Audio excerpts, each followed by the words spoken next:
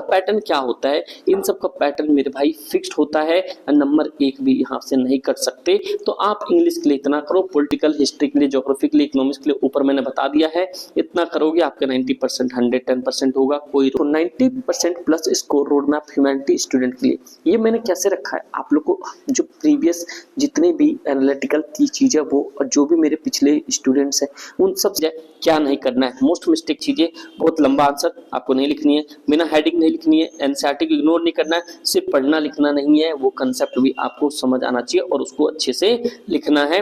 नमस्ते भाइयों, आप लोग का भाई स्वागत है एसएसपी ह्यूमैनिटीज पे अगेन काफी लंबे समय के बाद। बस अगर आप क्लास 12th में आए हो, अगर आपने आर्ट्स लिया है, इस वीडियो कंप्लीट देख लो। मे बी 10 मिनट के अंदर में आपके जो 27 वाले बोर्ड फाइनल एग्जाम होगा उसमें आप 110% आप 90 प्लस कर जाओगे, क्योंकि इस बार भी दिल्ली के जितने भी हमारे ब्रांचेस हैं उन ब्रांचेस में से सबसे पहले कोमल, उसमें क्या भाई उसके हिस्ट्री में 97 है और खास पॉलिटिकल में 95 है। इससे लास्ट टाइम भी आपने देखा, चैनल पर देख सकते हो। तो भाई अपने को एक ही चीज आता है, ऑनेस्टी। आप जानते हो कि मैं पीएचडी पॉलिटिकल साइंस में सिलेक्टेड भी हूँ, तो ये भी पॉइंट आपको समझ आना चाहिए कि क्लास 12 के जो भी आर्ट्स स्ट्रीम वाले 2026-27 में आपके पास जो 11 से 12th में गए हो, ईच एंड एवरी पॉइंट को सुनना ध्यान से, जो जो चीज बताने वाला हूँ किस तरीके से आप हम 100% 90 प्लस कर सकते हो, एक एक पॉइंट आपको बारीकी से बता रहा हूँ।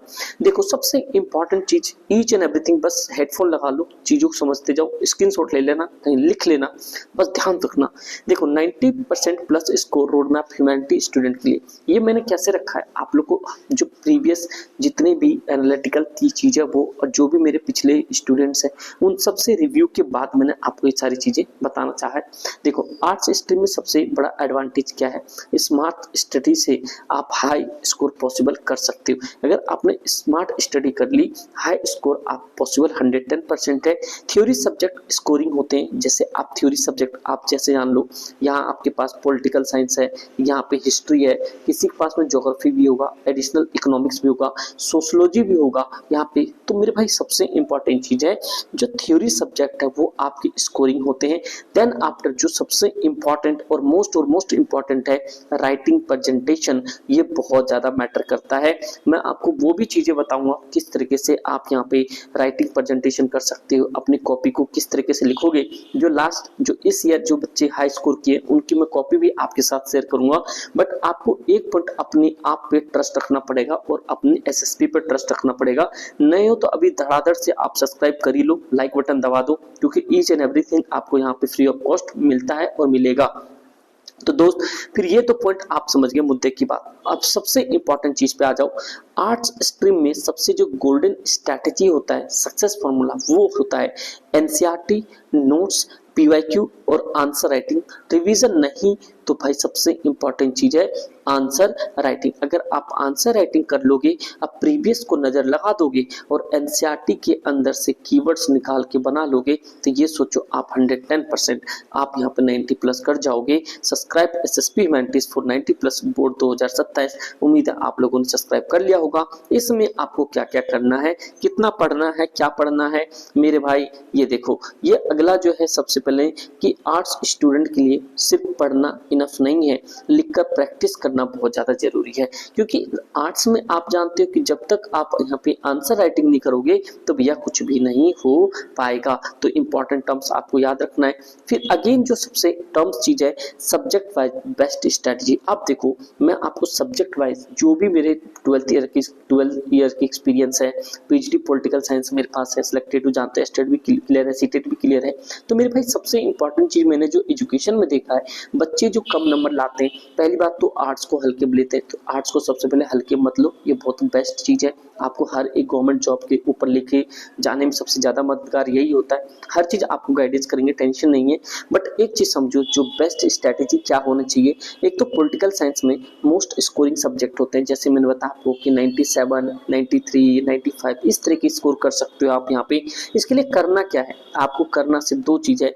एनसीईआरटी लाइन बाय लाइन पढ़ना है, दोनों किताबों को और डेट्स और इवेंट्स आपको याद रखना है। ये जब आप यहाँ पे आंसर राइटिंग करोगे ना, वहां पे सबसे ज्यादा मददगार होगी डेट्स और इवेंट्स। जैसे कि आप मान लो कि कोल्ड वॉर मतलब शीत युद्ध पढ़ रहे हो, तो आप मुझे ये चीज बता सकते हो, जैसे मान लो प्रथम विश्व युद्ध पढ़ रहे हो या खारी पढ़ रहे हो, या यहाँ पे बहुत सारी चीजें आएगा यहाँ पे, तो वो सारी चीजें। तो मुझे आप लोग से एक कमेंट चाहिए कि सबसे इजी क्वेश्चन, जो प्रथम वर्ल्ड वॉर हुआ था वो कब हुआ था, फर्स्ट वर्ल्ड वॉर कब से कब तक चला था, आप लोग का कमेंट चाहिए, क्योंकि ये क्लास 9 से पढ़ते हुए आ रहे हो मेरे भाई।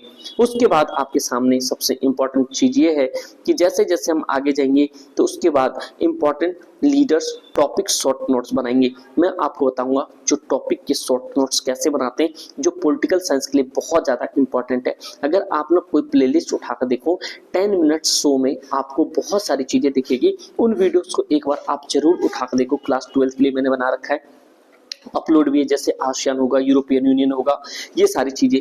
फिर जैसे जैसे आप करोगे राइटिंग स्टाइल में सबसे पहले इंट्रो डालोगे। ये भाई पार्ट लास्ट टाइम का पार्ट है, लेकिन मैंने अभी बीच में बताने की कोशिश किया। मेन पॉइंट डालोगे, कंक्लूजन डालोगे, जो निष्कर्ष होता है आपका वो डालोगे। उसके बाद में इंपॉर्टेंट चीज इंटरनेशनल रिलेशंस क्या है, इंडियन पॉलिटिक्स में क्या काम चल रहा है, फिर आपके कंटेम्प्रेरी समकालीन विश्व में क्या चीज चल रहा है, ये आपके पॉलिटिकल साइंस के सबसे इंपॉर्टेंट टर्म्स है। उसी तरीके से आपके हिस्ट्री, देखो हिस्ट्री पॉलिटिकल साइंस से थोड़ा सा डिफरेंस है, लेकिन पॉलिटिकल साइंस और हिस्ट्री एक दूसरे पे डिपेंडेंसी है। अगर हिस्ट्री बनाए तो वो पॉलिटिकल साइंस कुछ ना कुछ पॉलिटिक्स मैटर हुआगा, अब पॉलिटिक्स मैटर बना तो हिस्ट्री हुआ है। तो इसका सीधा सीधा ट्रिक ये है, स्टोरी की तरह पढ़ो और स्ट्रैटेजी में सिर्फ और सिर्फ 2 से 3 चीज आप फॉलो करो, आपका काम सज जाएगा।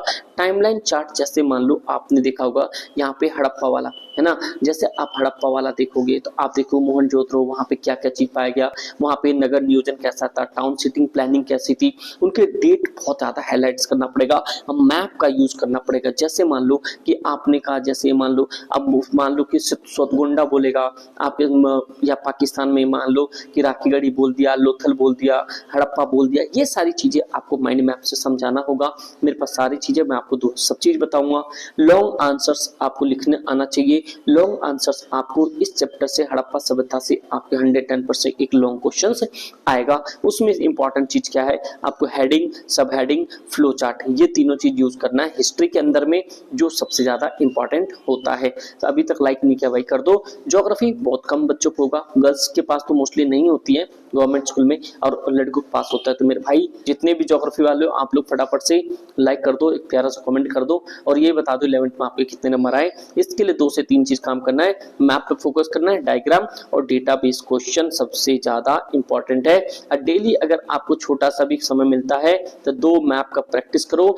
आप एटलस ले लो, लिंक डिस्क्रिप्शन में मिल जाएगा, आप वो एटलस ले लेना, सबसे इजी, सस्ता पड़ जाएगा। एनसीईआरटी रिवाइज करते रहो, इतना आपका काम हो जाएगा। और सबसे इंपॉर्टेंट चीज है जो maps neat and clean labelling करना है, जो कि आपको स्कोर बढ़ाता है। इकोनॉमिक्स में जानते हो माइक्रो इकोनॉमिक्स होता है, इंडियन इकोनॉमिक्स डेवलपमेंट होता है, जहां पे आपको लगे थ्योरेटिकल में ज्यादा नंबर खींच सकता है, खींच लो। लगता है न्यूमेरिकल्स को छोड़ना नहीं है, न्यूमेरिकल्स लगता है किसी से नहीं हो पा रहा है तो कोई दिक्कत नहीं, लेकिन थ्योरी में पूरा नंबर खींचो। डेफिनेशंस याद करो, जो इसके ग्राफ बनते हैं, जैसे टीसी, एसी, बहुत सारी चीजें, वो आप इंपॉर्टेंट क्वेश्चन तो मैं आपको टर्म वाइज हर एक चीज आपको अपलोड कर ही दूंगा। करंट एग्जांपल्स आप यूज करिए, जैसे इकोनॉमिक्स में, जैसे मान लो अभी ऑयल का प्राइस ऊपर हो रहा है, गोल्ड का प्राइस हो रहा है, हमारे चाचा मोदी कह रहे गोल्ड मत खरीदो, ये सब सुना होगा आपने। ये सारी चीजें इंपैक्ट को आप वहाँ पे डालो, न्यूमेरिकल छोड़ना नहीं है, बट आपको थ्योरी पे 100% फोकस डालनी है। और इंपॉर्टेंट क्वेश्चन के लिए एसएसपी ह्यूमैनिटीज जिंदा है, और जानते हो सबसे पहले सटीक चीजें आपको यहीं पे मिलती है। समझे दोस्त, यहाँ पे आपके पास है ये इंग्लिश एज 90 प्लस कैसे, क्योंकि देखो इंग्लिश में आपके पास क्या है दोस्त, ग्रामर क्वेश्चन सबसे ज्यादा इंपॉर्टेंट है, जो 18 नंबर में जाएगा। देखो सबसे इंपॉर्टेंट चीज ये रखो आप यहाँ पे, जैसे 12th में इंग्लिश के लिए सबसे ज्यादा लोगों को दिक्कत होती है, वो दिक्कत नहीं लानी है आप में, बस आपको रीडिंग अच्छे से आता है तो आप पैसेज वाला सेशन आराम से कर जाओगे। राइटिंग फॉर्मेट सबसे ज्यादा इंपॉर्टेंट है, इसमें क्या होता है, सब चीज रटी हुई होती है, सब चीज फॉर्मेट तैयार होता है, वो आपको अभी भी चैनल पर मिल जाएगा, नहीं तो न्यू लेटेस्ट पैटर्न पे करवा दूंगा।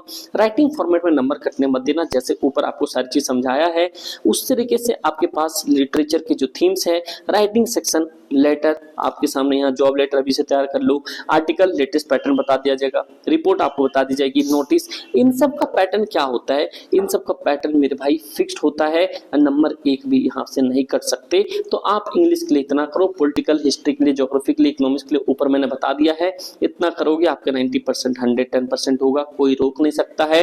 अब फॉर्मेट गलत होने पे मार्क्स कटते हैं, तो फॉर्मेट ऑलरेडी सब कुछ तैयार करना। सोशियोलॉजी साइकोलॉजी एक ऑप्शनल सब्जेक्ट होते हैं, लेकिन सोशियोलॉजी बहुतों का मेन होता है जिसको सबसे ज्यादा फोकस करना है। इसके लिए मैं बेस्ट चीज बताता हूँ कि कीवर्ड्स को याद रखना है, अब पॉइंट वाइज आंसर लिखना है, आपका सोशियोलॉजी हो जाएगा बहुत अच्छा।